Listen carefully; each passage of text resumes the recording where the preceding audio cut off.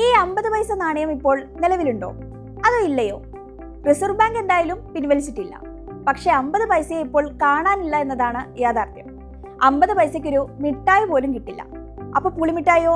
അങ്ങനെ ചിന്തിക്കേണ്ട, അതിനും 1 രൂപയാണ്. 1 രൂപയ്ക്ക് 2 എണ്ണം കിട്ടും. പിന്നെ പോസ്റ്റ് കാർഡിന് 50 പൈസയേ ഉള്ളൂ. പക്ഷെ അതും 1 രൂപ കൊടുത്ത് 2 എണ്ണം വാങ്ങണം.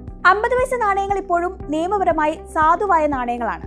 അതുകൊണ്ട് ഒരു വ്യക്തി 50 പൈസ നാണയം നൽകിയാൽ അത് സ്വീകരിക്കാൻ ബാങ്കുകളും വ്യാപാരികളും നിയമപരമായി ബാധ്യസ്ഥരുമാണ്. എങ്കിലും പൊതുജനങ്ങളിൽ നിന്ന് 50 പൈസ നാണയങ്ങൾ വളരെ വിരളമായി ലഭിക്കുന്നുള്ളൂ എന്നാണ് ബാങ്ക് അധികൃതർ പറയുന്നത്. 50 പൈസ നാണയങ്ങൾ ഏറ്റവും കൂടുതൽ എത്തുന്നത് കാണിക്കവഞ്ചികളിലാണ്. ഗുരുവായൂർ ക്ഷേത്രത്തിൽ ജൂലൈയിൽ മാത്രം 5800 രൂപയുടെ 50 പൈസ നാണയങ്ങളാണ് കാണിക്കയായി ലഭിച്ചത്. ഈ നാണയങ്ങൾ ബാങ്കുകളിലേക്ക് മാറ്റും.